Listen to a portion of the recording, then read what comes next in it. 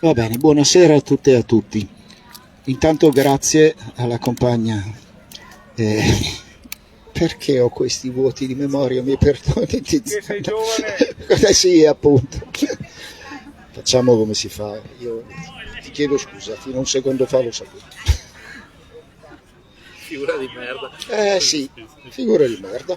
Tiziano Basso, e chiedo ancora scusa, segretaria generale della CGIL regionale Veneto, a Gabriele Zanella che stasera parla a nome dell'associazione Battia Battistetti, e a Antonello Patta, responsabile nazionale del lavoro per il PRC. Solo un minuto, perché siete qui per ascoltare voi, loro e non me, ma credo che il titolo che abbiamo dato vada spiegato, perché è un titolo lungo. Di solito quando si organizza una serata si cerca di dare un'indicazione netta di quel di cui si parlerà, però questo titolo ha il suo senso se voi vi fermate un attimo a pensare. Si parte dalla Bossi-Fini, che è una legge formalmente sull'immigrazione, in realtà sul lavoro, ed è la legge che, con la scusa di regolare e in realtà impedire o rendere clandestino il flusso migratorio in Italia, ha aperto la strada alla compressione dei diritti del lavoro per tutti, non solo per i migranti. Ha aperto la strada sia alla maggiorazione, ai picchi del fenomeno del lavoro nero, sia alla necessità, per esempio, di accettare un qualunque contratto a qualunque condizione di pagamento ma anche di lavoro, pur di avere un permesso di soggiorno e poter restare qui e vivere. E questo ha comportato delle conseguenze sui lavoratori, su tutti i lavoratori e le lavoratrici, non solo sui lavoratori e le lavoratrici migranti, fra cui la più evidente è quella dei morti sul lavoro. Non è l'unica, non è la sola, ma certo è una delle più rilevanti, nel senso che una compressione dei diritti e delle attenzioni e una diminuzione dell'attenzione contemporanea da parte dello Stato e delle istituzioni regionali, visto che alcune delle tutele che vengono fatte che dovrebbero essere fatte sulla sicurezza sul lavoro dipendono dalla regione, e sappiamo bene quali sono le condizioni di sottonumero e di impossibilità di intervento reale da parte delle organizzazioni che dovrebbero fare quel lavoro. E poi c'è una controproposta, una possibile parziale controproposta a questa condizione, che è quella del salario minimo. Tutto questo per dire cosa? Che a partire da questi tre argomenti c'è una situazione generale dietro cui sta anche il titolo di questa festa, che riguarda la guerra e l'attenzione generale, perché la guerra, con il suo portato forse non ancora per noi di combattimento diretto, ma di economia che si sposta verso la guerra, è un ulteriore, magari aumenteranno i posti di lavoro, magari aumenta il fatturato delle aziende che se ne occupano, ma certo non migliorano nelle condizioni di lavoro, né i tipi di lavoro, né le certezze per i lavoratori. Tutto questo sta in un quadro generale, c'è un filo rosso che lo unisce, del quale vorremmo parlare con gli ospiti di stasera. E io cedo subito la parola a Antonello Patta e cominciamo. Grazie, spero che sentiate bene, sì. I temi di stasera, ovviamente, come ha già detto l'introduzione, sono strettamente collegati e hanno una storia. È la storia di un paese, l'Italia, che per scelta politica ed economica, circa più di 40 anni fa, le classi dirigenti economiche e politiche hanno deciso che il livello di richieste, il livello di poteri e di diritti che avevano raggiunto i lavoratori e le lavoratrici di questo paese non era più tollerabile. L'hanno deciso scientificamente e hanno deciso che non andava bene un sistema industriale economico che metteva insieme, che dava la possibilità a molte decine di migliaia di lavoratori e lavoratrici di muoversi uniti perché avevano gli stessi interessi, avevano gli stessi contratti, avevano diritti consistenti. È stata una scelta politica. Si è deciso che bisognava cambiare registro e la scelta che è stata fatta è una scelta molto semplice.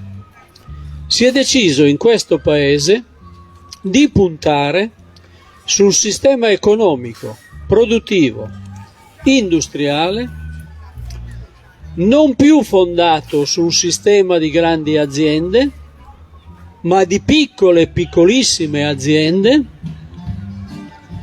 e di puntare a competere nel mondo sui bassi salari. Questa è stata una scelta di classe, è quella che credo che sia uno degli 8 miliardari che nel mondo possiedono una ricchezza pari a 3 miliardi e 700 milioni di persone che abitano questo pianeta. Questo signore ha detto chiaramente: la lotta di classe c'è e l'abbiamo vinta noi. E l'abbiamo vinta noi. Guardate che la cosa che dice molto del capitalismo italiano è il fatto che si è deciso contemporaneamente, nello stesso tempo, di ammazzare i diritti e i salari dei lavoratori e delle lavoratrici e di distruggere il sistema industriale e produttivo di questo paese. Oggi noi non abbiamo più un'industria chimica degna di questo nome, non abbiamo più l'elettronica. Sta finendo l'automobile, la siderurgia sapete come è cominciata. Noi eravamo il paese che aveva il più alto numero di marchi automobilistici nel mondo agli inizi del Novecento. Oggi la Slovacchia produce il doppio delle automobili italiane. Abbiamo le telecomunicazioni, sono state fatte fuori. All'inizio degli anni 90 sulla telefonia mobile eravamo ai primi posti nel mondo. Ai primi posti nel mondo. Il fatto è che si è distrutto questo pur di abbassare, di ridurre insieme ai diritti e ai salari la forza dei lavoratori. Quindi è stata una scelta politica che deprime l'economia del paese mentre deprime le condizioni materiali di esistenza e i diritti delle lavoratrici e dei lavoratori. Questo è quello che è successo. Possiamo percorrerla in mille modi, ma quello che è chiaro è che un'offensiva padronale da un lato, che è stata fatta di come lo chiamavano, quello di buttare fuori le produzioni dalla fabbrica, no, quello verso l'estero, e le esternalizzazioni e le delocalizzazioni fatte alla stessa maniera dal privato e dal pubblico hanno distrutto l'unità della classe operaia. Contemporaneamente succede che i contratti oggi in Italia sono 1000 contratti. Può succedere che in una fabbrica ci siano lavoratori di 10 contratti diversi, con figure professionali differenziatissime, con livelli di stipendi totalmente diversi. Si è riusciti a fare questa operazione grazie al concorso delle decisori economici e le scelte della politica. La politica, i governi da 30 anni a questa parte hanno fatto totalmente, sempre, fossero di destra, fossero di sedicenti di sinistra, gli interessi del sistema capitalistico di questo paese, che è un sistema capitalistico che ha deciso di puntare a realizzare profitti nella finanza, nella gestione del pubblico, nel massacro del pubblico, e quindi le leggi sono andate dietro. Tutte le leggi, a cominciare da quella, la prima grossa forse infausta, che è stata quella di privatizzare il collocamento, che ha dato uno schiaffo clamoroso e un potere contrattuale al padrone gigantesco, perché è lui che decide se prenderti. Prima non era così. Per passare a tutte le leggi sulla precarietà, dove ci hanno dato dentro i governi di sinistra prima ancora che quelli di destra, quindi l'offensiva dei padroni da una parte, le leggi dall'altra, hanno determinato una situazione di debolezza, di disarticolazione, di divisione del mondo del lavoro gigantesca. A questo si è unito il fatto che, siccome chiunque andasse al governo erano sempre legnate, è nata la passivizzazione del mondo del lavoro, la perdita di fiducia nella possibilità di cambiare una situazione drammatica che ci portiamo dentro fino ad oggi. Oggi, per venire ai temi, le morti sul lavoro e i bassi salari sono dovuti al fatto che i lavoratori e le lavoratrici non hanno più la forza di esigere i loro diritti e non riescono a unirsi in una battaglia che può essere comune su obiettivi comuni e che può restituire una forza. La Bossi-Fini e le leggi che hanno precarizzato il lavoro e la disoccupazione. Insieme alla precarietà c'è anche la disoccupazione, perché oggi la Meloni parla di disoccupazione al 6,5%. La disoccupazione vera in Italia, se vogliamo farci un'idea, è al 25%. Perché? Perché in Italia ci sono quasi 3 milioni di lavoratori a tempo determinato, la metà dei quali non lavora neanche per 6 mesi all'anno. Ci sono 2 milioni di donne che lavorano a part-time obbligatorio. Ci sono 3 milioni di lavoratori nel nero, nell'irregolarità più totale. Ci sono 2 milioni di giovani che non studiano né lavorano. C'è un numero in Italia di inattivi veri totali, sono 13 milioni. Togliete pure 2 milioni di donne che dicono che vogliono fare le casalinghe. Togliete anche chi lavora, ma ce n'è sempre qualche milione che non lo cerca più il lavoro perché non l'ha trovato, perché è scoraggiata, li chiama così l'Istat, gli scoraggiati. Con tutti questi elementi, questa situazione di difficoltà e di perdita di potere contrattuale dei lavoratori, volete che abbiano la forza per esigere la sicurezza nei luoghi di lavoro? Volete che abbiano la forza per esigere salari più consistenti? La Bossi-Fini è uno degli elementi di ricatto che pesa insieme alla precarietà, alla disoccupazione, eccetera, è uno degli elementi che pesa enormemente nel ricatto, nella ricattabilità dei lavoratori.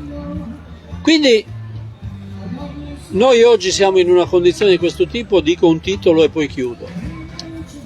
Abbiamo tutte le condizioni per fare una rivoluzione, per buttare all'aria, a gambe all'aria tutto il sistema.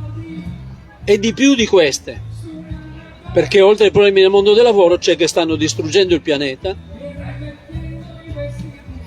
e c'è che stanno creando condizioni che ci stanno portando alla guerra, per farla in breve. Ce n'è di più del necessario per ribaltare tutto, però c'è un problema di sfiducia, di passività, di non crederci, che ci crea grandi problemi. Noi oggi stiamo entrando in una fase in cui, grazie alla CGIL, abbiamo i referendum sul lavoro che tentano di porre un'inversione di tendenza in quella situazione. Sottolineo proprio il problema dei licenziamenti, perché oggi dicono aumentano i tempi indeterminati, ma tanto i tempi indeterminati oggi non hanno mica le protezioni che li rendono davvero indeterminati. Quindi parlare oggi, una volta parlare di tempi indeterminati era che io sono qui e tu non mi tocchi. Oggi indeterminati è tutto. Allora il referendum della CGIL viene bene. Insieme viene il referendum sull'autonomia. Questo accade mentre siamo di fronte a un governo che sta aprendo un settennio, se va bene, se non un quadriennio peggiore, in cui ci vorrà un avanzo di circa 80-100 miliardi, che sono 80-100 miliardi di tagli a peggiorare la situazione. Allora noi oggi, da qui alla primavera, ci giochiamo delle cose rilevanti. I referendum sono importanti, bisogna capire se insieme ai referendum noi troviamo la capacità di avanzare proposte che uniscano tutto il mondo del lavoro anche sulle questioni dei salari, della sicurezza sul lavoro, della precarietà, perché noi non possiamo arrivare al voto in primavera nell'ipotesi che molti e troppi lavoratrici e lavoratori pensino che è solo una questione di democrazia. Perché se arriviamo in primavera così si aprono dei problemi seri. Grazie. Gabriele, su questo hai ampio.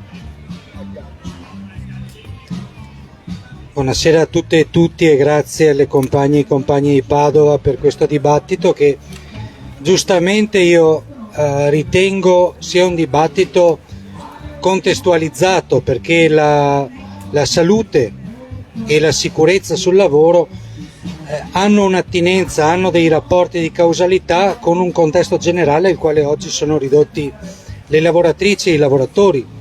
Un contesto di precarietà, un contesto di ricattabilità e un contesto rispetto al quale Nello ci ha dato molti spunti di ragionamento. Noi con l'associazione in memoria di Mattia Battistetti proviamo a sensibilizzare sul tema quante più persone possibili, la cittadinanza e i luoghi di lavoro, partendo da basi purtroppo di consapevolezza collettiva che sono molto inferiori. Noi molto spesso ci troviamo a dover affermare e a non poter dare per scontato che un morto sul lavoro non è una fatalità, ma ha dei rapporti di causalità, che non è colpa del lavoratore, ma che c'è una catena di comando dove ci sono delle responsabilità ben precise. Questa sera ci troviamo di fronte ad un dibattito che invece ci fa ragionare in qualche misura su un contesto e su dei rapporti di causalità molto più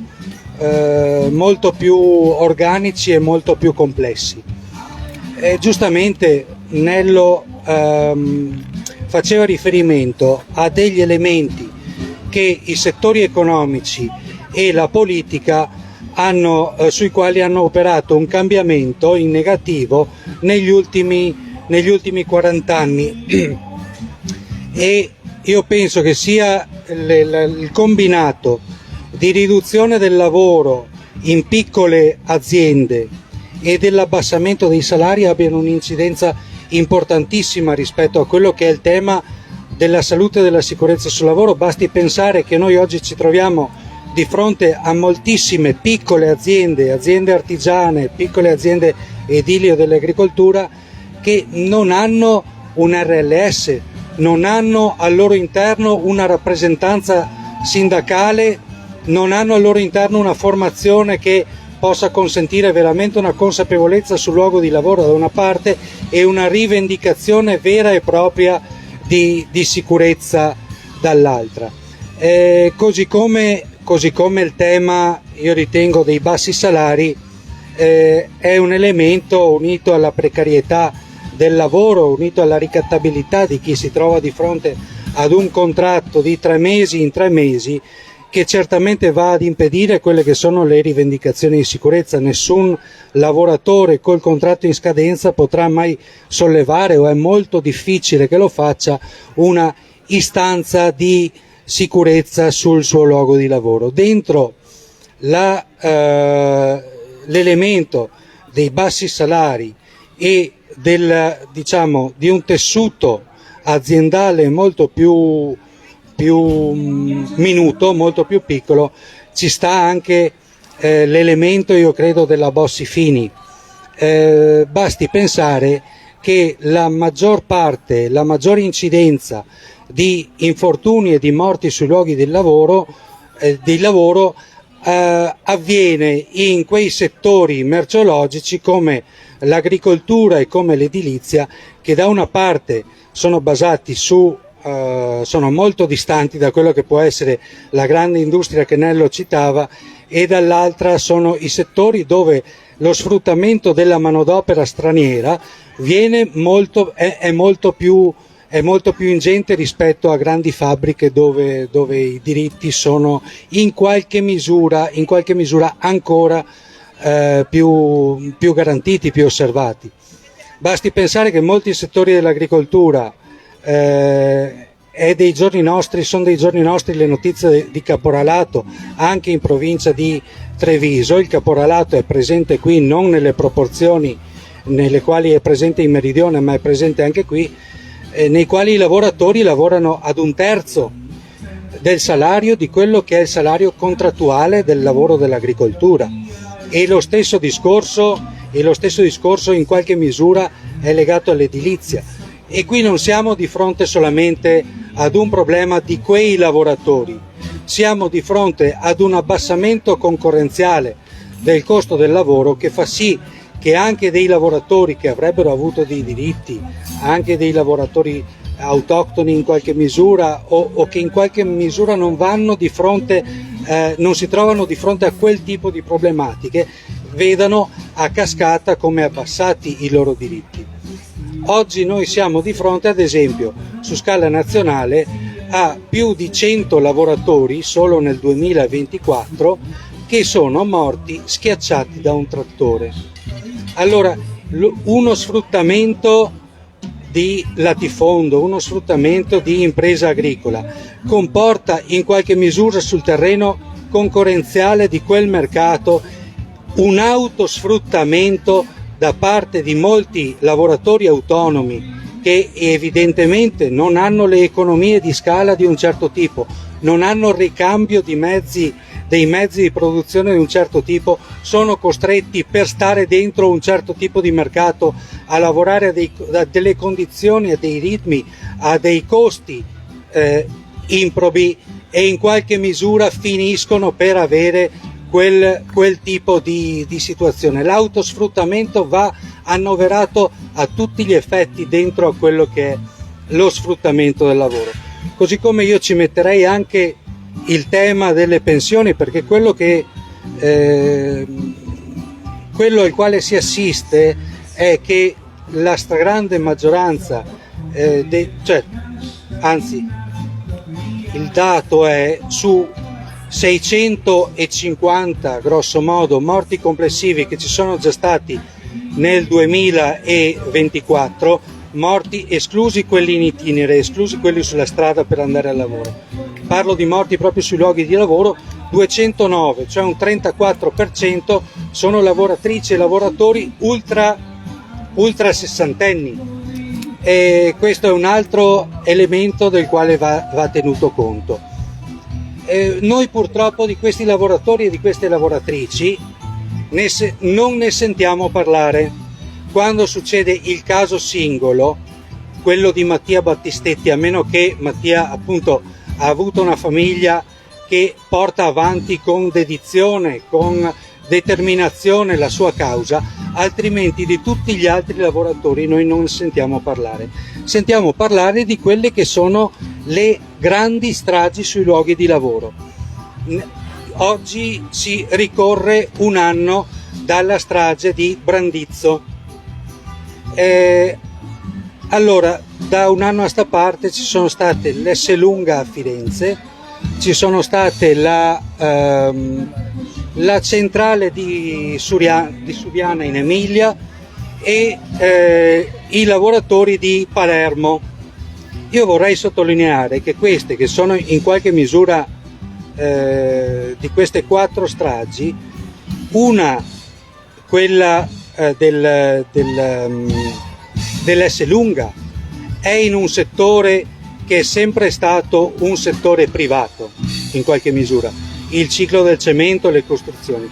Le altre 3 sono in settori di fondamentale importanza come i trasporti, il settore energetico e il settore urbano, in qualche misura la polizia degli impianti fognari, che un tempo erano settori pubblici e oggi sono settori assolutamente da una parte privati e dall'altra in subappalto. Quindi noi dobbiamo tenere presente questo tratto, io credo fondamentale. A Palermo c'era un'azienda subappaltante della municipalizzata di Palermo, a Suviana c'erano addirittura 12 aziende che lavoravano dentro a quel tipo di appalto e i 6 morti sono 6 morti di 6 che lavoravano per 6 ragioni sociali diverse in qualche misura. Quindi 5 minuti? Perfetto.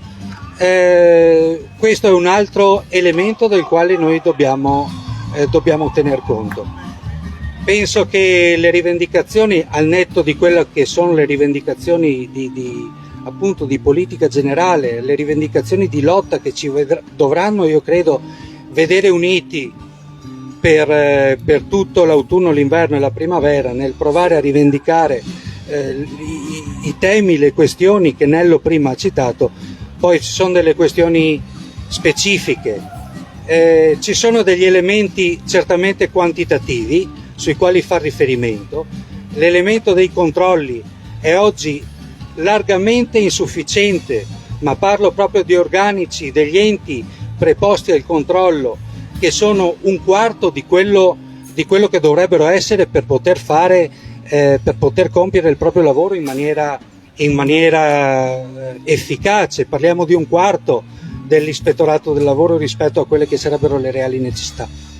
E qui faccio una chiosa sui discorsi legati, sull'aspetto legato all'autonomia differenziata. Allora, noi abbiamo 3 enti che in questo momento sono tenuti a tutelare la sicurezza dei lavoratrici e dei lavoratori. Abbiamo il nucleo ispettivo sul lavoro dei Carabinieri, abbiamo l'Ispettorato Nazionale del Lavoro e abbiamo lo Spisal. Se guardo la cronaca di Treviso e di Venezia e vedo chi va nei cantieri, chi li sospende, chi ogni tanto li fa chiudere, devo far riferimento in qualche misura ai 2 ambiti ministeriali, perché se facciamo riferimento a quello che è l'ambito regionale, non toccano palla. Questo va detto in maniera molto netta. E allora il problema evidentemente non può essere la scala geografica sulla quale ci sono i controlli, ci sono in qualche misura il governo di questo tipo di aspetto. In qualche misura noi dobbiamo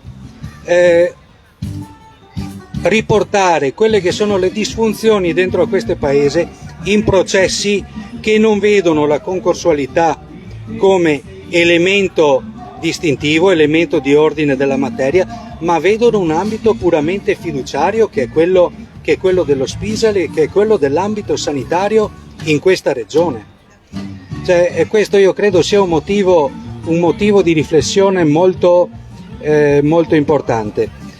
Torno per un secondo alle cifre, perché sono persone, non sono numeri, e purtroppo non si tratta, abbiamo 4 mesi davanti nel 2024 e per quello che riguarda il Veneto ci sono già stati 45 morti quest'anno e molto probabilmente ce ne saranno altri, ripeto, è statistica, da qui alla fine dell'anno. Ecco, io credo che il miglior modo per combattere questo fenomeno sia veramente sostenere chi in questi anni sta dando battaglia su questo tema, con determinazione, con coraggio, con generosità rispetto a tutto il fenomeno dei morti sul lavoro. Il prossimo 13 gennaio ci sarà la nona udienza del processo per Mattia Battistetti presso il Tribunale di Treviso. È un processo che per ora nel quale stanno emergendo gli elementi chiave, e il 13 gennaio in particolar modo sarà un'udienza chiave. Allora, noi abbiamo 4 mesi davanti, nei quali io penso, ed è una proposta, un'istanza che propongo alla CGIL in questa sede, nella quale non possiamo limitarci alla rappresentazione tramite presidio, tramite comunicato, tramite indignazione, il giorno dopo che succede. Io credo che abbiamo davanti a noi 4 mesi nei quali alcune persone perderanno la vita, e noi che viene portato avanti, quindi che sia il tipo di mobilitazione che si ritiene più opportuno, però con un livello di programmazione, un livello di coinvolgimento, un livello io credo di sensibilizzazione dei lavoratori. Abbiamo fatto recentissimamente un'assemblea in Same con 400 lavoratori che applaudivano Monica e che piangevano davanti all'intervento di Monica, quindi l'invito che io faccio alla CGIL è di utilizzare questo tempo per vedere a Treviso il 13 gennaio una mobilitazione, una presenza in tribunale. Quella è una sede delle istituzioni in un paese fondato sul lavoro. È bene che i lavoratori si autorappresentino dentro a quell'istituzione, dentro a quell'aula di tribunale, e si rappresentino anche attraverso le sigle sindacali, attraverso gli organismi di rappresentanza, i corpi di rappresentanza dentro quella sede di tribunale. Quindi il mio invito è quello veramente di metterci assieme e di mettere in piedi una mobilitazione quanto più ampia possibile per il prossimo 13 gennaio a Treviso. Grazie Gabriele. Tiziana Basso, con cui mi scuso ancora per l'involontaria scortesia, perché mi pare che il punto di vista del sindacato su quel che stiamo dicendo sia particolarmente rilevante. Intanto vi ringrazio per l'opportunità di confronto. I temi sono molti, mi riconoscono la qualità della sintesi, ci provo perché veramente sono tanti. Io parto però da una tua premessa: noi siamo già in economia di guerra, lo siamo già pienamente in economia di guerra, siamo in una fase recessiva, siamo in una fase di rallentamento dell'economia, e siamo in una fase in cui nonostante i proclami comunque i lavoratori cominciano a soffrire. Cassa integrazione se ne sta facendo, il tessile ma non solo, la metalmeccanica, insomma il tema dell'economia di guerra sta già subentrando senza una vera consapevolezza che quelle dinamiche che stanno vivendo i lavoratori anche già sulla loro pelle derivano da questi temi internazionali, diciamo senza avere una piena consapevolezza da parte dei lavoratori. Sui temi generali sono stati posti tanti aspetti. Allora noi abbiamo fatto una scelta, abbiamo fatto molte mobilitazioni, a partire appunto quella per la pace, ma poi abbiamo deciso appunto di attivarci per provare a modificare le cose che Nello raccontava in maniera molto precisa, per cui noi abbiamo una situazione di grande difficoltà delle persone, in particolare magari io mi concentrerò di più sulla mia regione, in particolare delle donne e dei giovani, una grande difficoltà rispetto alla stabilizzazione del rapporto di lavoro e quindi a una prospettiva di vita. Abbiamo un numero importante di ragazzi che vanno via dalla nostra regione, e non vanno solo all'estero, vanno fuori in Emilia Romagna e in Lombardia, dove trovano situazioni comunque migliori sia salariali che anche di stabilità lavorativa. Questa è la condizione che noi viviamo. È vero che per molto tempo nella nostra regione il mantra piccolo e bello è stata una cosa che abbiamo vissuto moltissimo. Questa cosa si sta un pochino modificando, ma non ancora in maniera sicuramente strutturale. La media i dipendenti per impresa resta molto bassa nella nostra regione, più di altre regioni, e le cose che avete detto rispetto anche agli aspetti di esternalizzazione, di terzializzazione, hanno avuto un grande effetto sulla nostra regione, che resta una regione manifatturiera, che però appunto, se guardiamo all'occupazione, l'occupazione in questi anni si è spostata in altri settori. E in questo ambito si sono appunto innescate tutta una serie di dinamiche molto pesanti per le persone, che proviamo anche a rappresentare. Gli appalti sicuramente. Negli appalti si consumano le condizioni peggiori dal punto di vista del salario, dal punto di vista della qualità del lavoro, dal punto di vista della salute e sicurezza. E là, in questo ambito, noi abbiamo anche appunto un tema di maggiori infortuni, maggiori morti, ma anche una condizione di ricattabilità fortissima. In questi mesi, diciamo da un anno a questa parte, nel confronto con le parti datoriali c'è questo mantra che c'è bisogno di lavoratori, non trovano lavoratori, hanno bisogno di lavoratori, e quindi è tornato in maniera importante questo tema dei flussi migratori, no? Quindi organizziamo, facciamo la formazione là. Allora, in realtà resta moltissimo, perché questo è, non voglio generalizzare, però questo è il fatto che mi servono braccia, punto. Quindi poi cosa succede a quelle persone fuori dalla fabbrica, dal luogo dal cantiere o dal campo, non è cosa mia. E questa cosa mi ha molto colpito in una riunione che abbiamo fatto, l'intervento di una nostra delegata che diceva: ma parlate molto di cervelli in fuga, no? Però ci sono anche cervelli che arrivano, che invece sono visti solo e esclusivamente come braccia, come forza lavoro, no?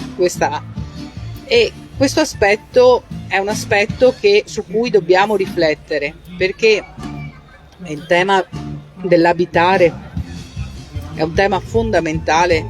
Noi siamo veramente messi malissimo da questo punto di vista. Vale per i lavoratori migranti, vale per i giovani, vale per le famiglie.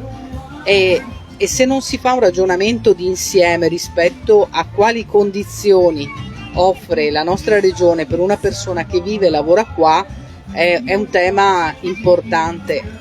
Si può aggiungere anche come sta declinando velocemente il tema dei servizi, dalla salute proprio ai servizi dagli asili nido. Ne avremo molte cose da dire, però io parto proprio da questo punto di vista, perché appunto la nostra regione, indipendentemente dalla narrazione, perché c'è una narrazione in cui va tutto benissimo, invece ha una percentuale di sfruttamento lavorativo, di lavoro nero, di riduzione in schiavitù, perché non stiamo neanche parlando di caporalato, stiamo parlando di riduzione in schiavitù, in cui la Bossi-Fini offre fondamentalmente il tappeto rosso, per cui si arriva, ma molto presto si va in condizione di illegalità, e là è il buco nero, dove la persona di fatto è illegale, irregolare,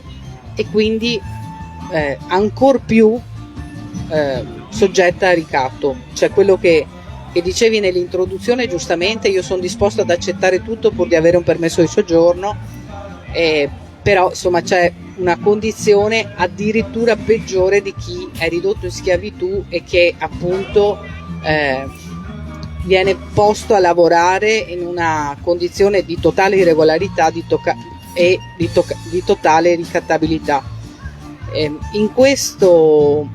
Su questo tema io credo che appunto la nostra riflessione è che serva una mobilitazione. Su Bossi-Fini abbiamo fatto tanto all'inizio, abbiamo fatto molta mobilitazione, abbiamo fatto tante iniziative, poi c'è stato un po' una sorta di calo di attenzione, seppur chi appunto lavora, chi di noi insomma lavora più di altri, quei lavoratori migranti, questo tema lo sente in maniera molto forte, però dobbiamo, secondo me, ed è una delle discussioni che abbiamo fatto in CGIL e anche in CGIL nazionale, tornare a una mobilitazione collettiva su questo tema, perché dobbiamo effettivamente cambiare.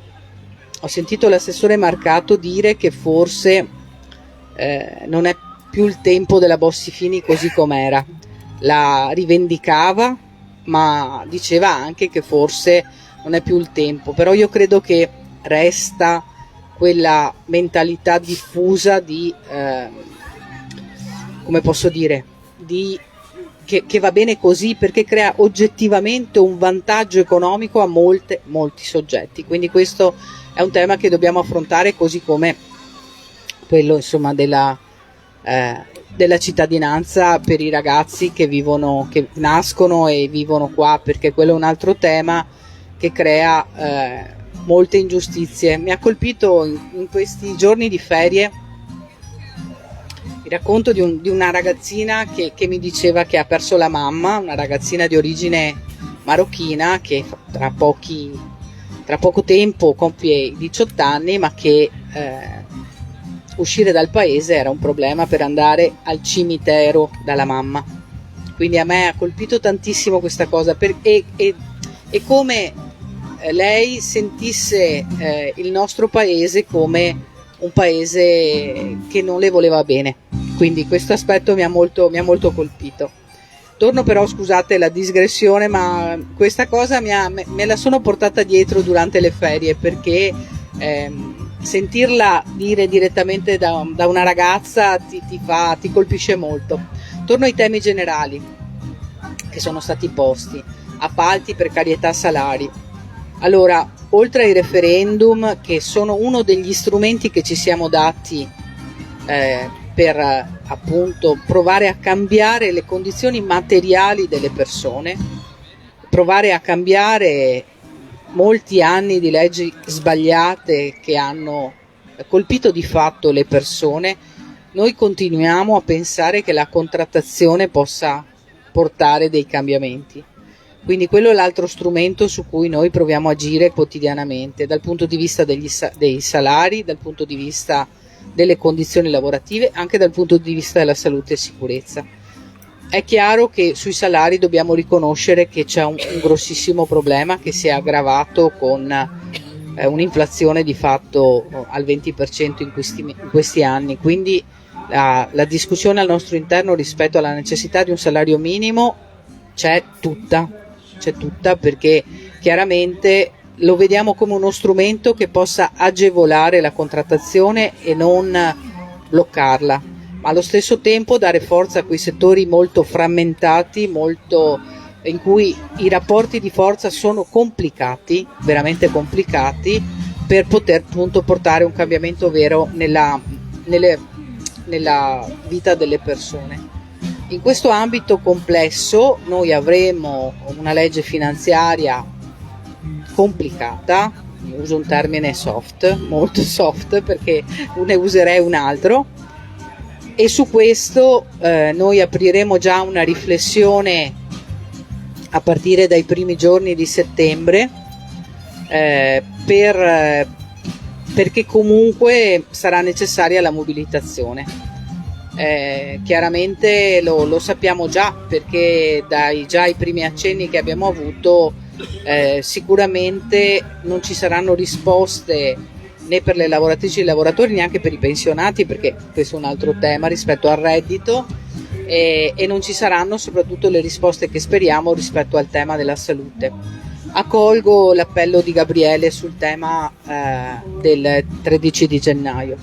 Noi in questi anni abbiamo fatto delle mobilitazioni importanti, e quando ci siamo mobilitati, e la prossima mobilitazione sarà il 28 di settembre a Verona, vado in anteprima proprio così, sulla salute, abbiamo sempre tenuto assieme anche il tema della salute e sicurezza, perché il tema della salute ha veramente uno spettro ampio Il tema della salute e sicurezza per noi rappresenta un campo fondamentale.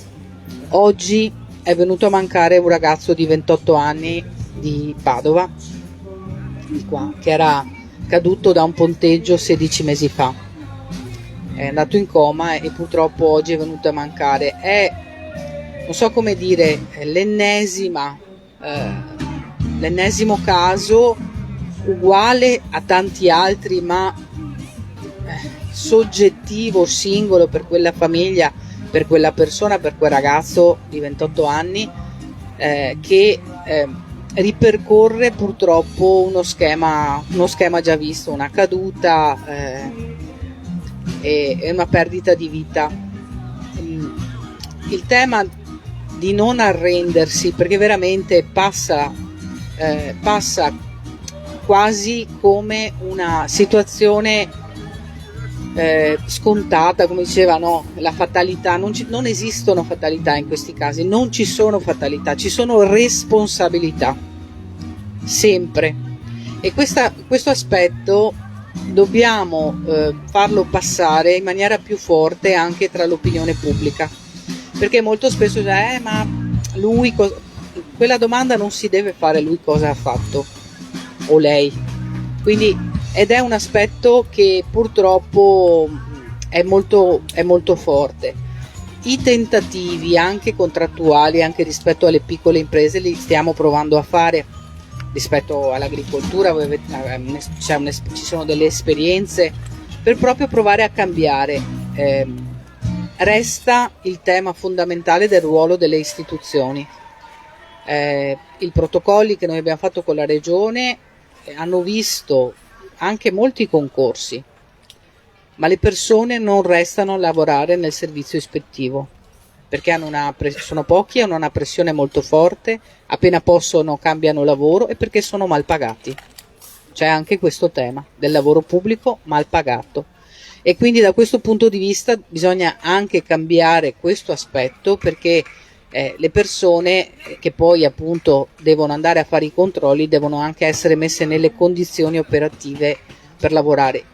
Io credo che rispetto a tutti questi temi e a quelli che verranno, perché non dobbiamo mai mollare la presa sul tema della pace, dobbiamo continuare a mobilitarci per la pace, credo che appunto unire le forze da una parte e provare a parlare con più persone possibili, perché poi l'altro grande tema è quello dell'autonomia differenziata, su cui davvero dobbiamo spiegare cosa succede nella loro vita alle persone, perché qua da noi una grande partita di retorica e di narrazione è stata fatta. Dobbiamo mettere insieme tutte le forze per allargare conoscenza e consapevolezza e di conseguenza partecipazione.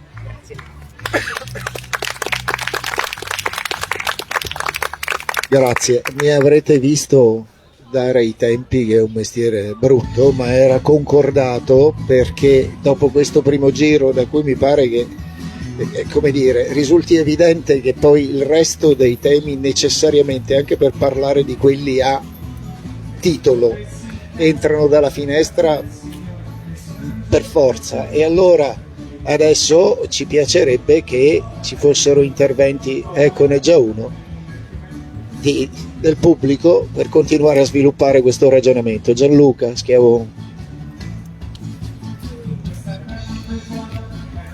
Allora, intanto grazie alle compagne e compagni di Padova per aver organizzato questa festa, e grazie per aver organizzato questo dibattito. Domande. Secondo me c'è un punto che non affrontiamo spesso perché è stato affrontato male, però è un tema significativo che si chiama, per usare un'espressione giornalistica, reddito di cittadinanza.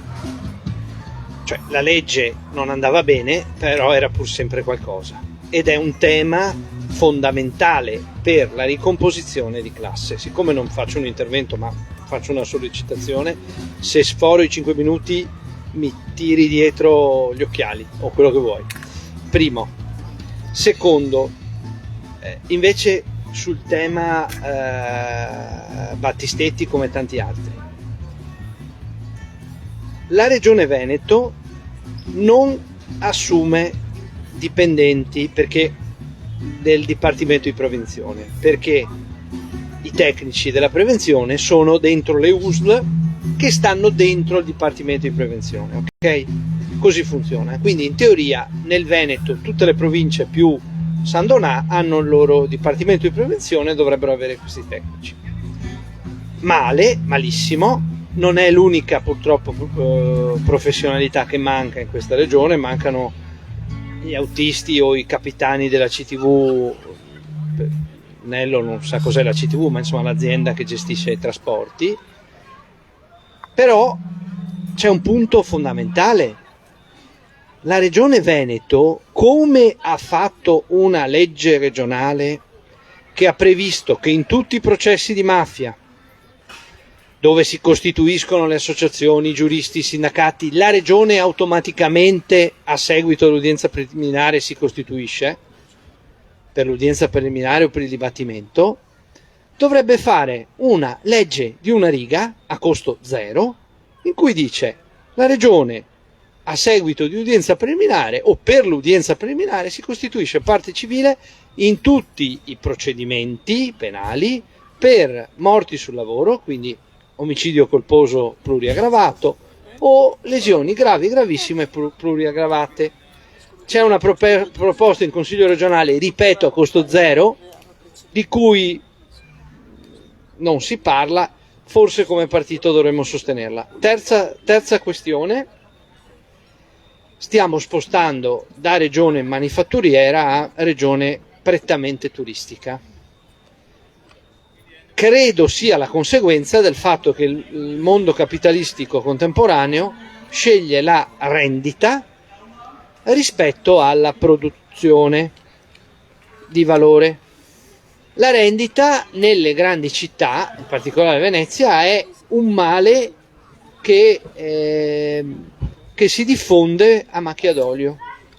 E quindi se tu per un ristorante devi dare 30-32 mila euro al mese in zona Marciana, a Rialto, e sapete quante pastasciutte o polpette devi vendere per pagare solo di affitto del ristorante 30-32 mila euro? Quindi, ultimo tema, è una questione fiscale e tributaria, perché non è possibile che la rendita paghi ancora meno del lavoro. Spero di aver sollecitato un po' tutti, grazie. Posso risponderle un attimo? Noi siamo stati, dopo numerose sollecitazioni, volevo rispondere in diretta, perché noi siamo stati più di qualche volta, abbiamo chiesto appuntamento a Zaia per vedere se si costituivano parte civile al nostro processo, e la risposta ha detto che non lo poteva fare per non creare precedenti. Quindi abbiamo già una parte di risposta. Questa è stata. Grazie. Altri interventi?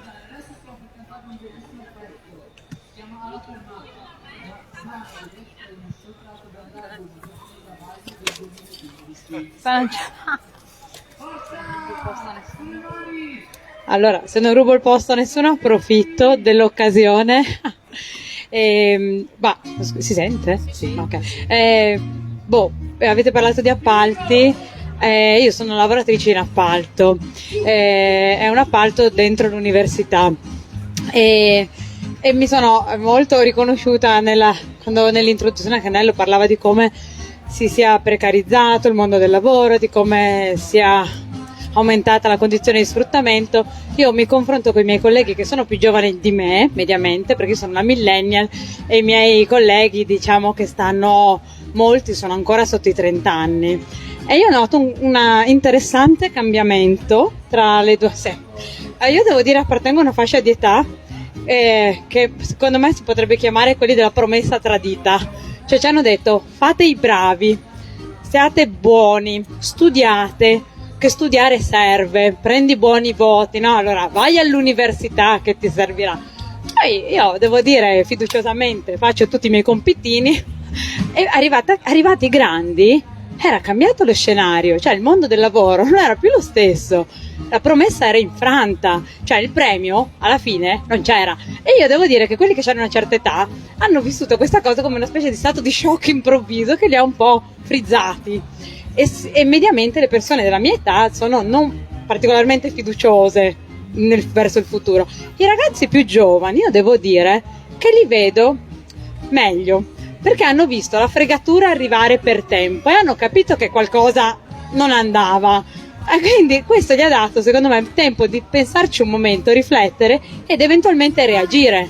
Cioè hanno capito che il gioco è truccato, che qua non è questione che se sei bravo ce la farai, che se tu non hai una famiglia ricca alle spalle, non hai le stesse carte di chi invece... l'hanno capito molto chiaro, e a me piace moltissimo. La cosa che apprezzo di più del mio posto di lavoro sono i colleghi, appunto, perché siamo un gruppo. Io sono RSA da Wilcams e devo dire che questo gruppo qui è anche interessante, perché qualche anno fa noi pensavamo, forse dall'alto del nostro privilegio, fosse una cosa normale che la badante del nonno a casa sua ci avesse una laurea e qua facesse un lavoro un po' de merda, se si può dire.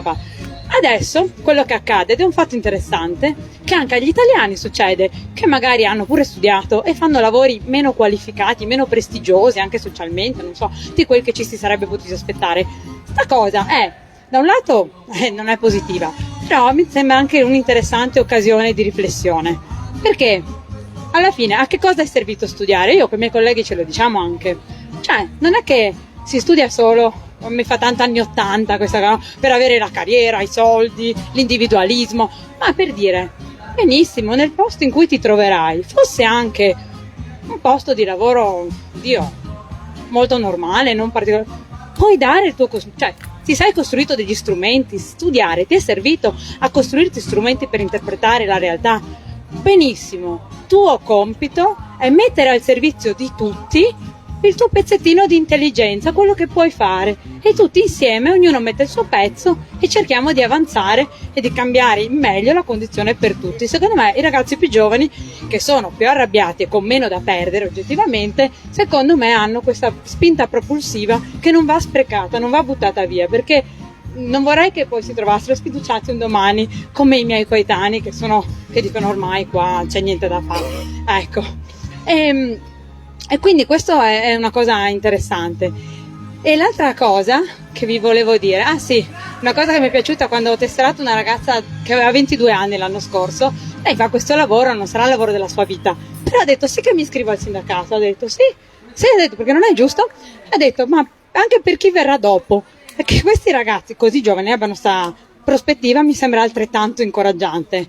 Seconda cosa, siamo bravi, siamo pochi perché è un appalto piccino, siamo bravi, non bastiamo, da soli non bastiamo, e per un motivo per cui vorremmo che oltre ai nostri contratti che hanno molti problemi, diciamo, per usare un eufemismo, vorremmo che questo fosse anche un'occasione per metterci insieme con altri, perché le lotte devono esserci ma non essere parcellizzate. A me interessa sistemare i nostri contratti, ma mi interessa aprire una riflessione che sia su tutto il sistema delle esternalizzazioni, per esempio dentro l'università, che con i suoi 8 gloriosi secoli di storia magari potrebbe anche interessarsi di come vengono trattati i lavoratori in appalto lì dentro, perché insomma non è che Grafica Veneta sia così lontana, giusto ci manca la catena e la frusta.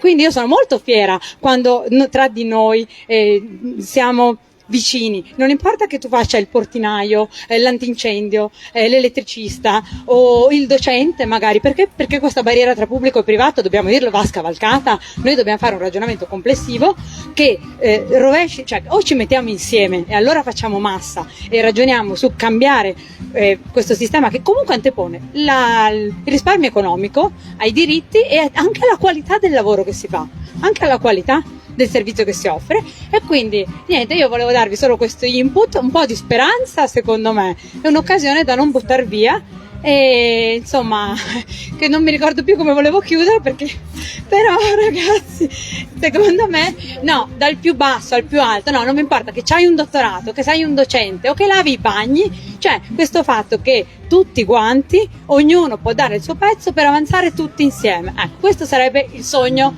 che cioè, io ho sogni sfrenati, quasi nessuno per me individualmente, ma collettivamente ne ho di folli. Ecco, grazie.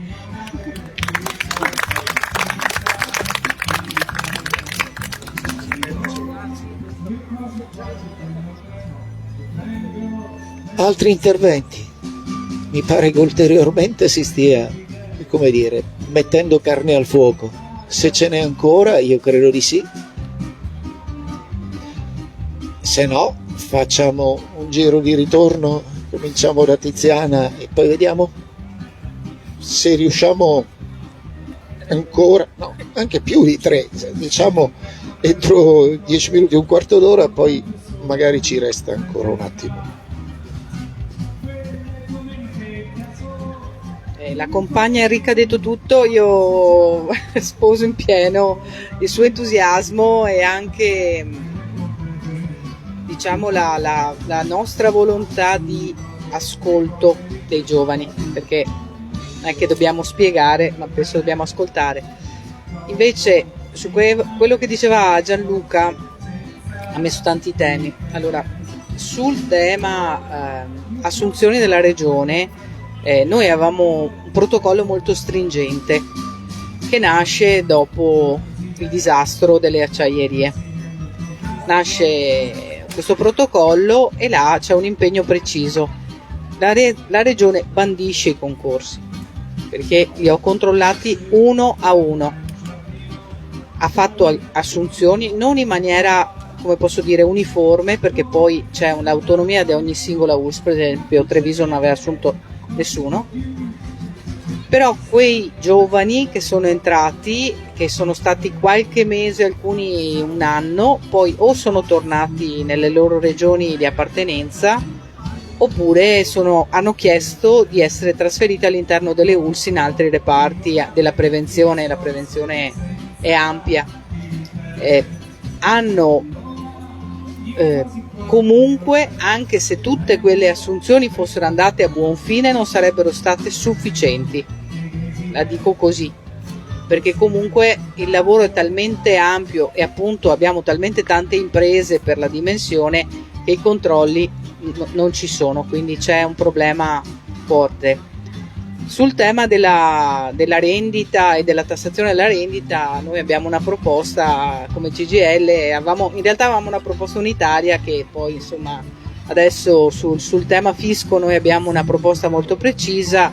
È chiaro che è il tema anche da dove si trovano le risorse per poi intervenire rispetto alle esigenze che abbiamo a partire dalla sanità, ma insomma poi rispetto a quello che è, chiamiamolo welfare, per le persone. L'altro aspetto invece che è importante rispetto a quello che è successo nella nostra regione negli ultimi 20 anni, anche un po' di più, e quindi ha una spinta molto forte al turismo che riguarda Venezia, non riguarda solo Venezia, ma è che in realtà quel tipo di attività è un tipo di attività in cui il lavoro molto spesso è poco qualificato. Faccio un esempio, e dove c'è anche molto sfruttamento e molto diciamo lavoro grigio più che nero. Faccio un esempio, una delle segnalazioni che io personalmente ho fatto all'Ispettorato del Lavoro è che la stragrande maggioranza delle attività di ristorazione di Venezia centro storico ha tutti lavoratori a part-time. Mediamente un lavoratore della ristorazione di Venezia fa 12 ore, mediamente, perché arriva la mattina, tanto là si mangia sempre, no? C'è turista di qualsiasi nazionalità e dalle 11 di mattina a mezzanotte c'è sempre qualcuno che pranza o cena. Sono tutti part-time. E questo è un aspetto che chiaramente, tra l'altro poi insomma c'è anche un tema di contributi versati, adesso oltre che di evasione c'è anche proprio un tema per quella persona poi che tipo di prospettiva futura avrà nella propria pensione, quindi c'è un tema anche di questo tipo. C'è un altro aspetto di rendita che riguarda il tema dell'abitare. e mi sposto di città e vado nella provincia di Belluno. Se un ragazzo vuole andare a lavorare a Belluno a fare la stagione non trova casa, perché le case sono tutte affittate con affitti brevi e di fatto è un'attività commerciale che non viene considerata commerciale. Alle persone conviene affittare 2 mesi, luglio-agosto, a settimana, e tanto ha lo stesso importo che avrebbe ad affittare a un lavoratore che va là. Abbiamo problemi, per esempio nelle aree interne, di persone che non abbiamo più un lavoratore dell'INPS che vada là perché non trova casa, non abbiamo più un lavoratore le lavoratrici delle case di riposo che se vengono da fuori non hanno, quindi il tema dell'abitare da una parte ma dall'altra di anche appunto delle rendite che sono importanti tra l'altro e che non vengono di fatto riconosciute come tali e tassate come tali, portano a delle situazioni complicate. Ultimo tema della rendita che voglio porvi, perché è molto legato, è quello della sanità privata e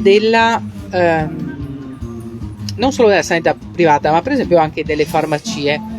C'è un cambiamento importante su cui in maniera non pubblica ma di fatto è così, verso la sanità privata. Noi abbiamo ormai in Veneto 5 multinazionali che sono entrate e gruppi molto grossi che stanno acquisendo i laboratori che conosciamo, che sono in giro anche per quelli piccolini, perché quello è considerato il business neanche del futuro già attuale, ed è un tema molto delicato e molto importante che noi dobbiamo monitorare, perché la spinta verso la sanità privata è una spinta nella nostra regione meno palese di altre, ma di fatto già in atto.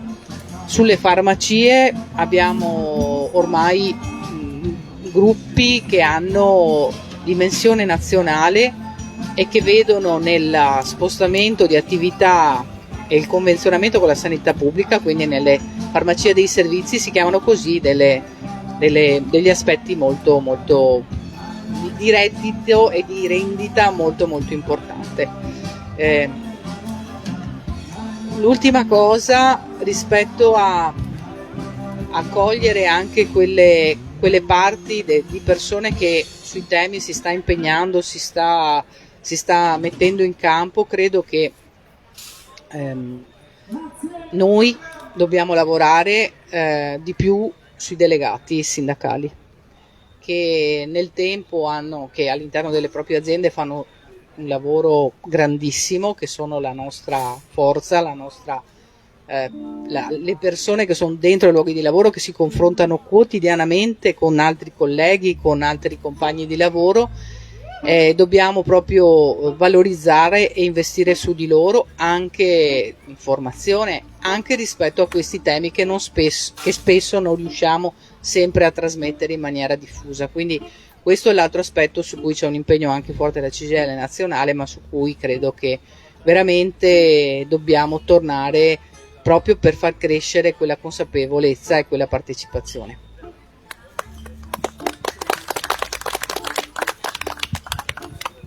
Gabriele mi dice che vuol passare la mano, semmai ci puoi ripensare. Antonello. Grazie. Noi adesso stiamo vivendo una fase molto complessa che proverei a sintetizzare così.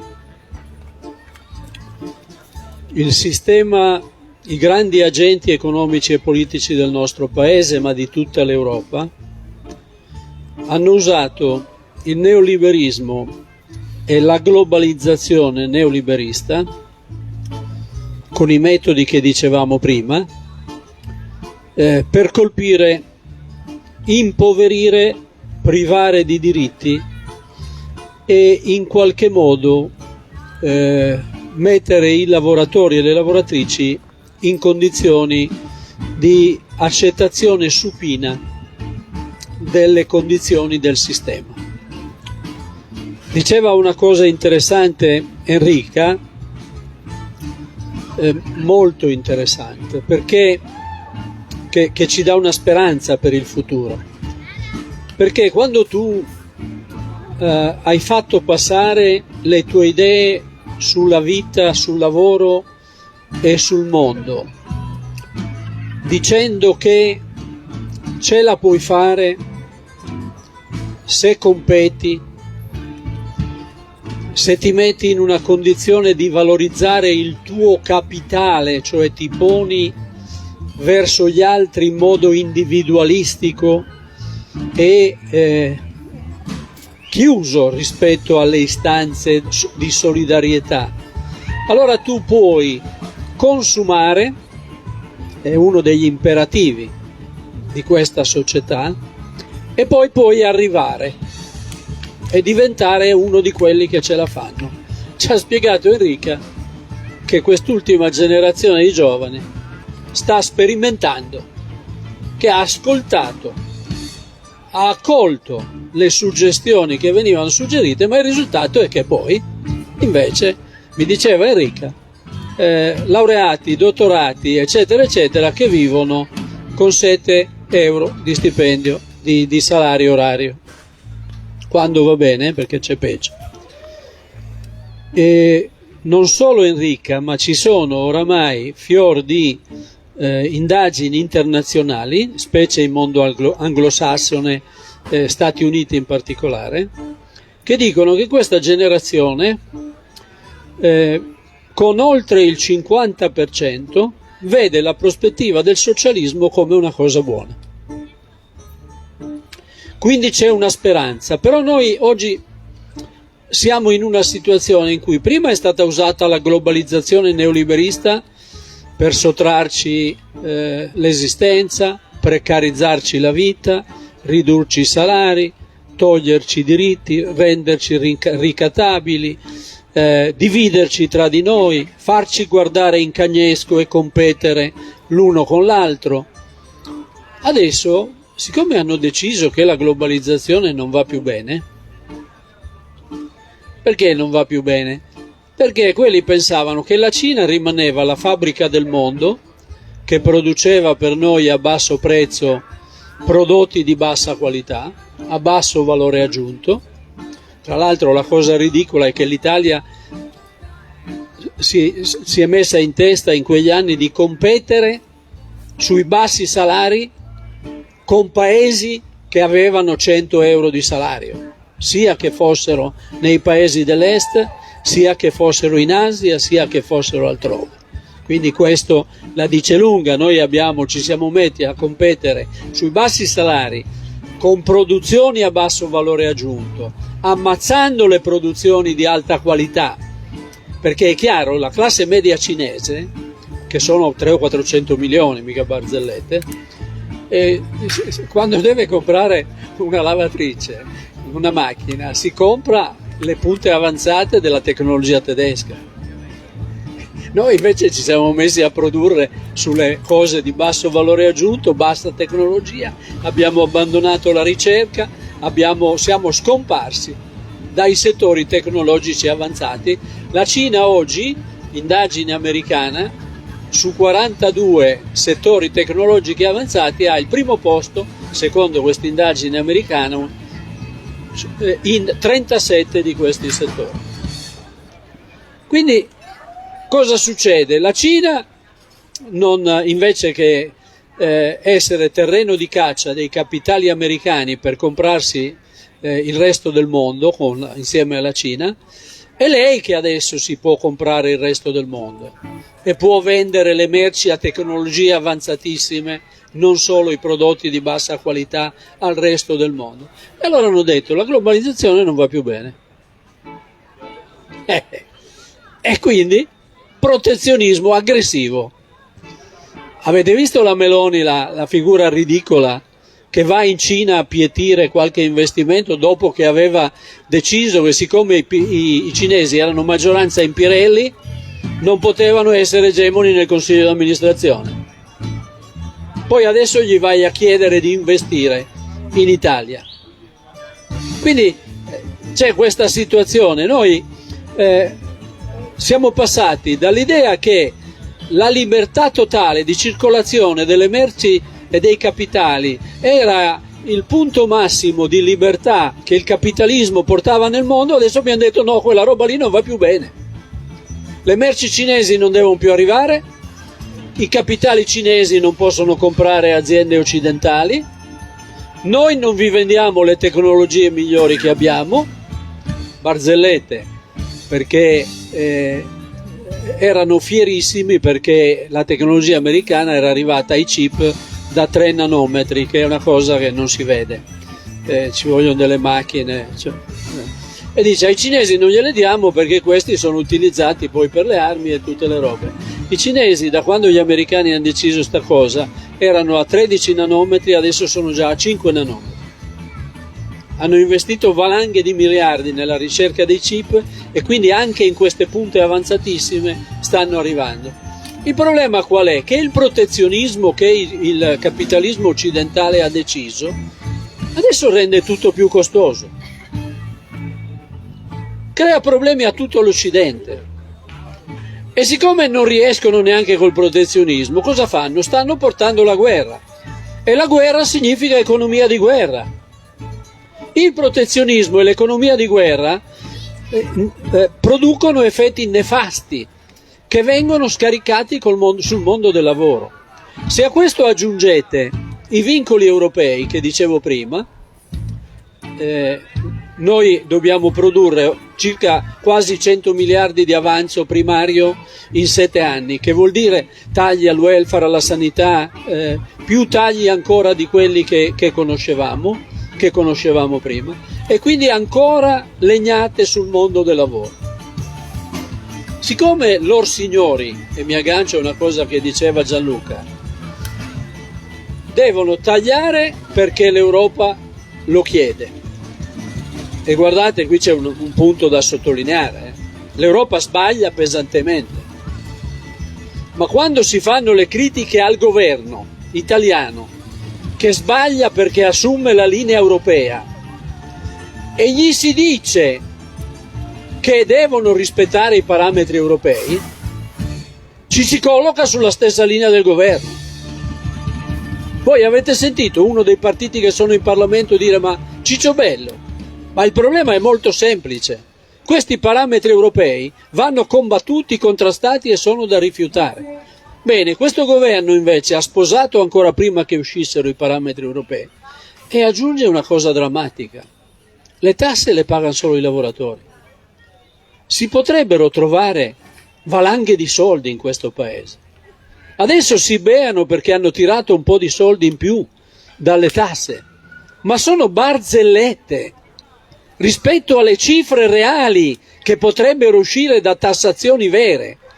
Invece noi siamo nella situazione in cui il lavoratore autonomo che guadagna 50.000 euro all'anno paga non mi ricordo, 10-15.000 euro di tasse in meno di un lavoratore che guadagna la stessa cosa.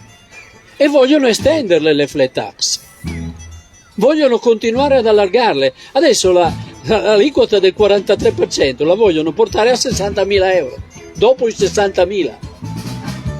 Quindi stanno pensando un modulo delle tasse, adesso la riduzione a 3 aliquote, con uno spostamento che chi arriva fino a 35.000 euro ci guadagna qualcosina, ma quello che va a 60.000 ci guadagna una valanga di soldi. Quindi non voglio... potrei andare con i dati, ma qualcuno mi dice sempre smettila di dare dati, ma uno lo do. I paesi europei sull'eredità hanno tasse neanche lontanamente comparabili con l'Italia. In Francia entrano ogni anno per le tasse sull'eredità 15 miliardi. In Italia entra quasi 20 volte di meno. Quasi 20 volte di meno. E 15 miliardi è la cifra di una finanziaria di queste che stanno facendo adesso. Per cui non hanno i soldi da nessuna parte se non rompono con i vincoli europei, non aumentano le tasse. Su chi scaricano? Su chi le tasse le paga. cioè su lavoratori che pagano l'83% delle tasse.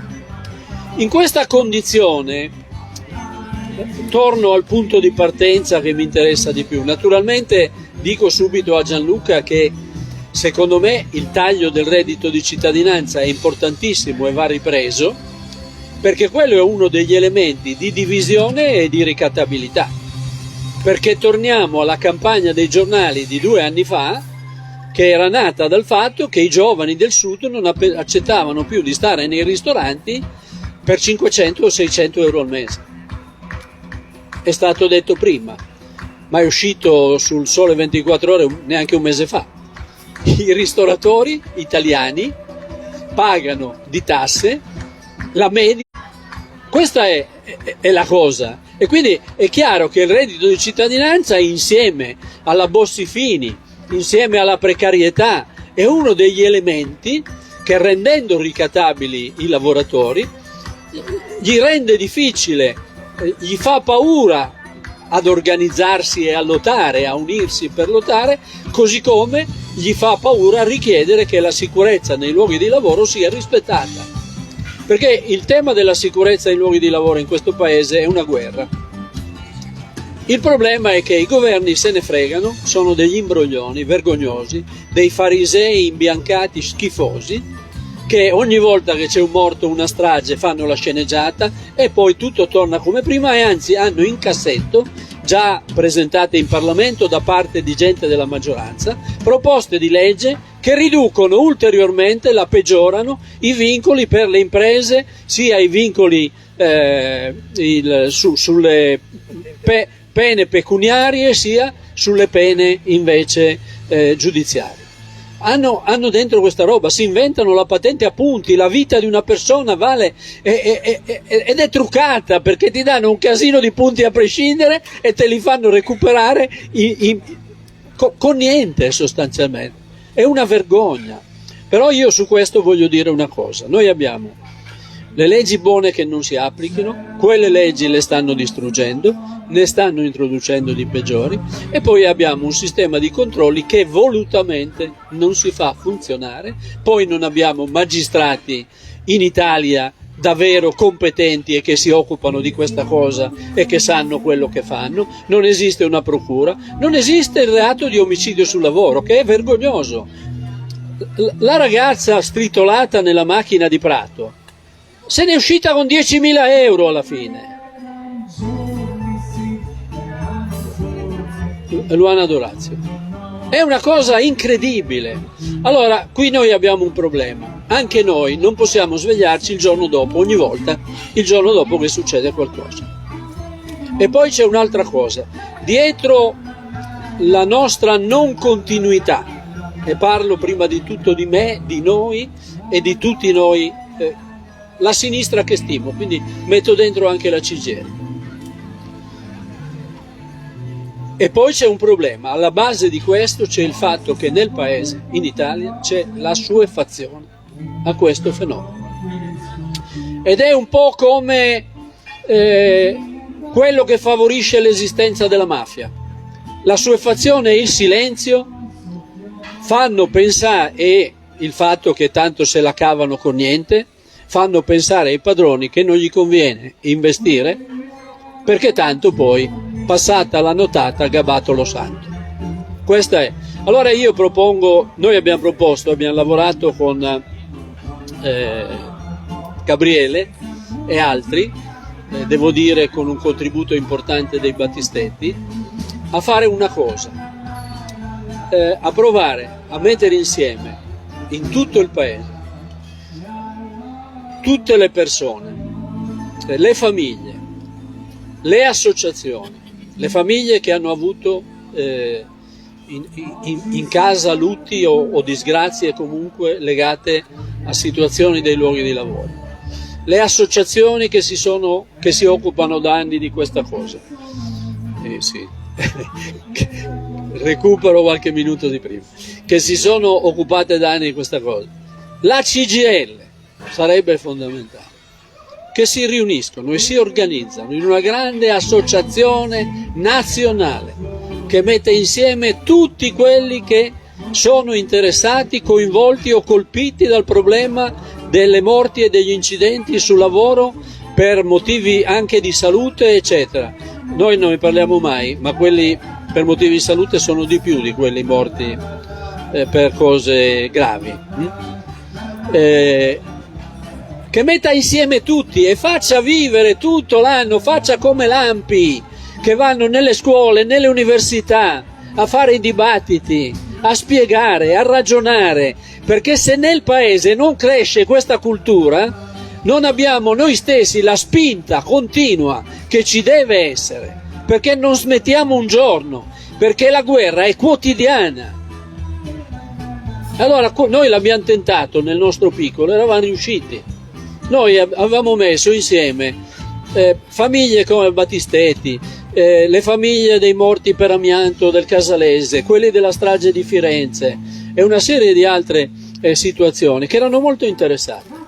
Se dentro un'operazione così ci fosse la CGIL, che ha una potenza, una forza anche organizzativa che noi ci sogniamo, sarebbe una cosa straordinaria. Seconda questione. Io penso che noi la battaglia di primavera la dobbiamo vincere. E la battaglia di primavera è fatta dei referendum per il lavoro ed è fatta dall'autonomia differenziata. Sull'autonomia differenziata è chiaro che questi vogliono distruggere il paese, ma non dobbiamo cadere nell'errore di pensare che è una cosa che sfavorisce il sud e arricchisce il nord. Perché è una cosa che va contro tutto il mondo del lavoro, perché dietro ci sono le idee di chi vuole più di quello che è accaduto, di gran lunga di più. Io sono sicuro, lo sapete, voi avete in casa la Lega, come ce l'abbiamo noi in Lombardia, e li abbiamo conosciuti da vicino nelle loro idee. Loro vogliono portare il privato dappertutto, anche nella scuola. Questi vogliono sostituire la didattica, i programmi e gli insegnanti, mettendo in competizione i privati dentro la scuola con gli insegnanti. La distruzione della scuola in Italia è la distruzione del paese, è la distruzione dell'unità culturale del paese, è una delle poche cose che sono rimaste. E poi loro vogliono portare le divisioni contrattuali, vogliono fare le gabbie salariali, ma non le gabbie salariali tra nord e sud, le gabbie salariali dentro, in tutti i settori, mettendo pezzi in competizione con gli altri. E quindi l'autonomia differenziata è un problema di tutti, non è un problema del sud. Bene, questa battaglia che noi abbiamo, noi la dobbiamo vincere, però per vincerla non basta muoversi su questi terreni. Noi i temi dei salari e dei diritti, con parole d'ordine che parlino a tutti, quindi reddito di cittadinanza, quindi riduzione dell'orario di lavoro, quindi salario minimo, perché?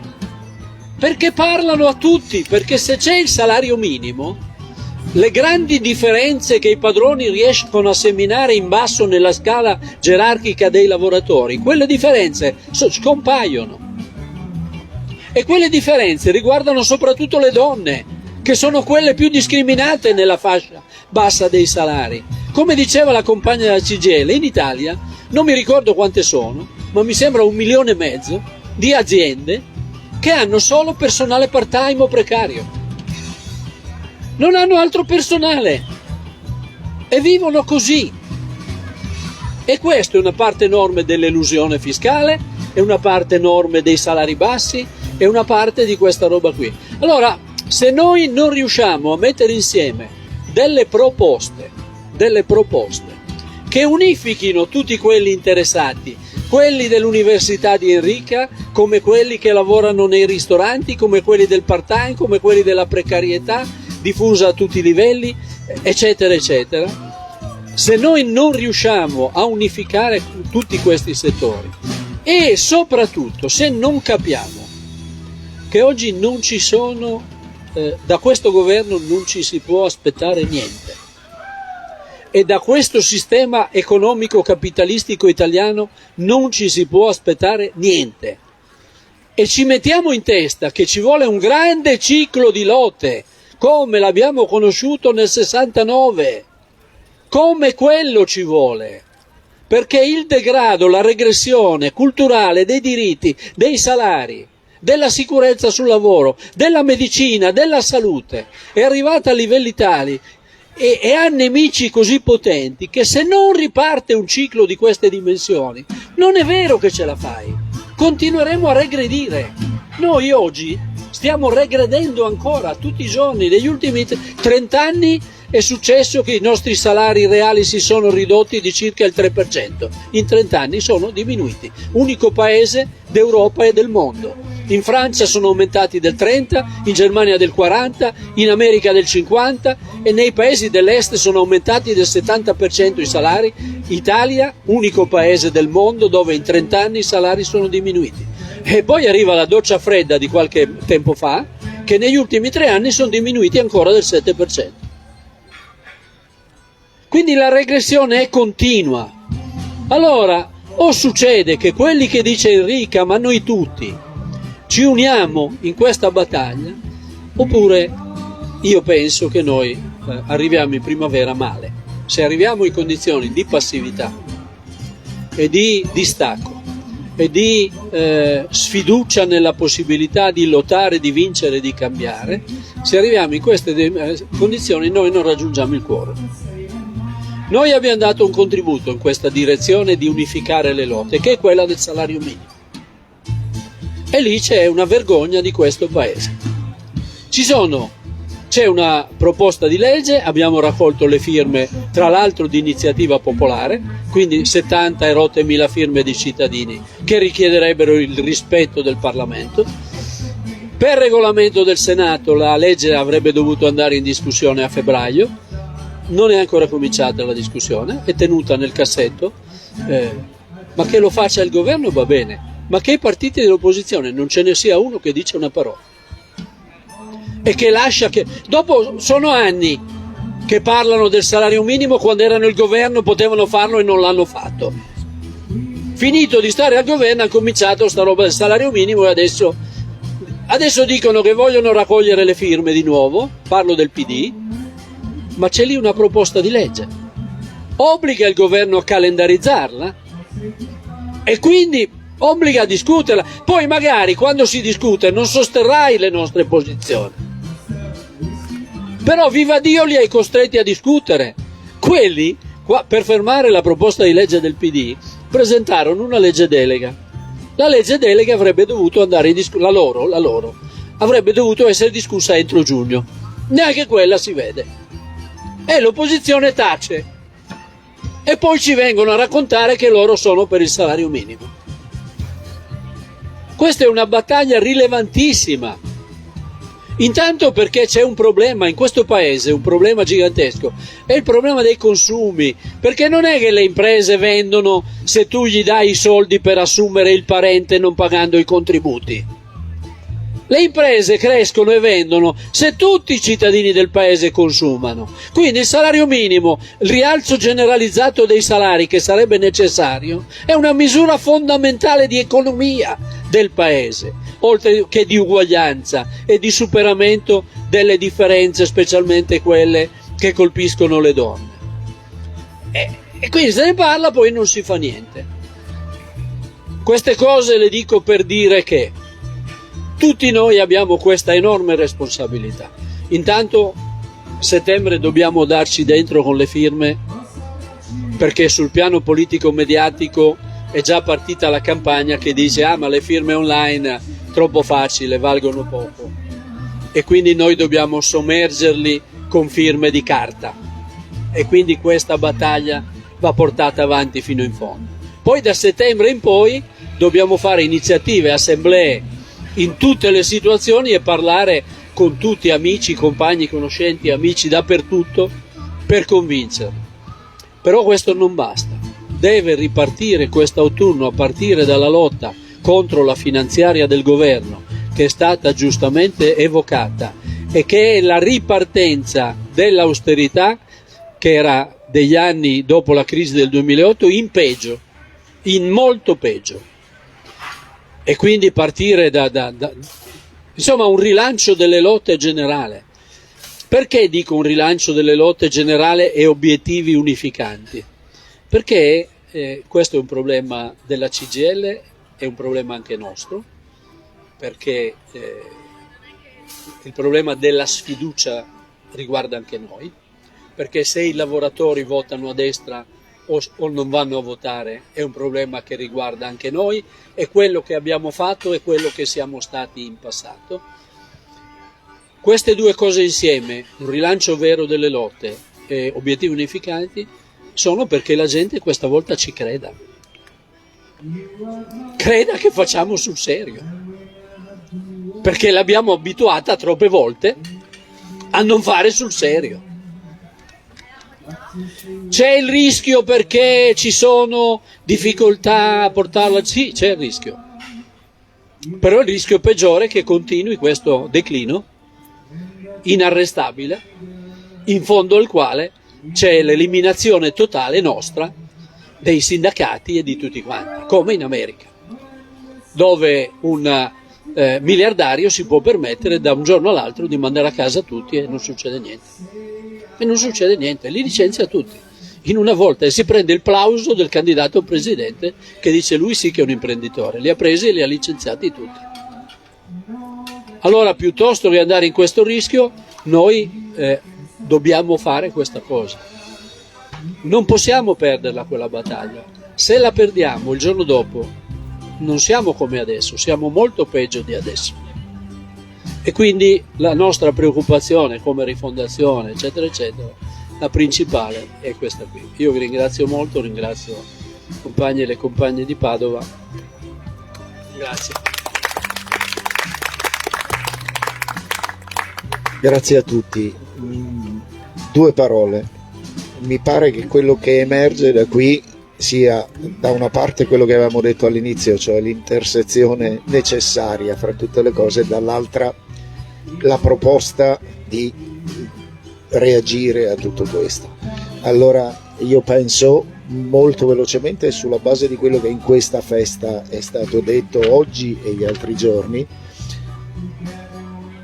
che dobbiamo muoverci tutti quanti perché siamo in tanti il 13 gennaio al processo per Mattia e a tutti i processi, ma dobbiamo essere capaci di essere dovunque, non una fabbrica per volta come ci capita di fare quando possiamo e quando ce la facciamo, e questa è anche un'autocritica per quel che riguarda il mio ruolo. Si riesce, è facile stare sulla singola cosa, ma il lavoro di tessitura è difficile, quello che chiedeva Enrica e che dicevate voi è difficile, per convincere le persone che stare al processo per Mattia è la stessa cosa passando per i 5 sì e speriamo un no alla riforma istituzionale al premierato, passa per le lotte nelle fabbriche, passa per il salario minimo e il reddito di cittadinanza, e arriva alla necessità della lotta contro la questione che poi le sussume tutte, che è quella della minaccia di guerra e di tutto quello che prima della guerra già stiamo. La costruzione di queste cose passa attraverso il fatto di convincere chi ci sta a ascoltare fuori da qui che sono la stessa cosa, tutte quante la stessa cosa, cioè la difesa dei diritti di quelli che stanno sotto contro gli interessi di quelli che stanno sopra. Detto molto brutalmente, io vi ringrazio tanto, ringrazio voi e alla prossima.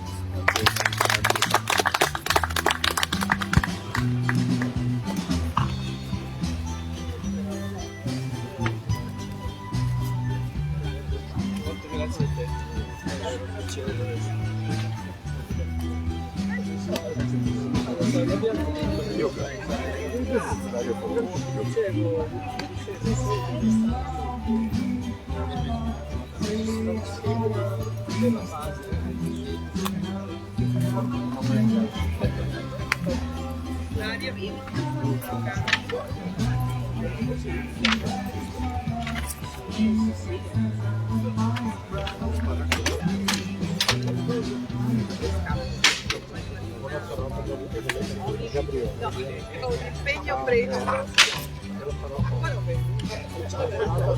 Ciao, grazie. Va bene, allora spero di rivederci. Io? Ciao, grazie.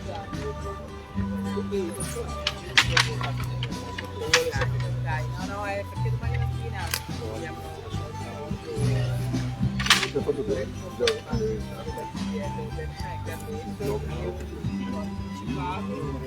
l'impegno che avrà alle 9 alle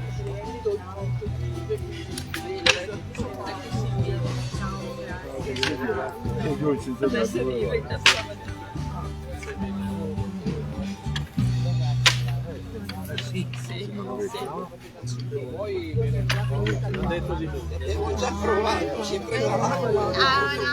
Ciao, volevo salutarvi. Ciao, grazie molte a voi. Ciao, ciao, ciao.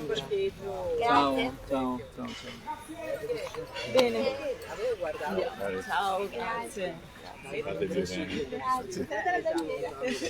Allegrio lavare i piatti. Vedo che è di corsa. Va bene, aspetta Gabriele, noi ci sentiamo, ci organizziamo. Buonanotte, ciao. Notte. Ma che figlio, sai che... Grazie compagni, a presto, ciao. Buonanotte. Tiziana, non scappare. Aspetta che Sì, sì, dai. Siamo Quando supero i 6, devo recuperare. Ma ti ha fatto benissimo. Ma tu sei...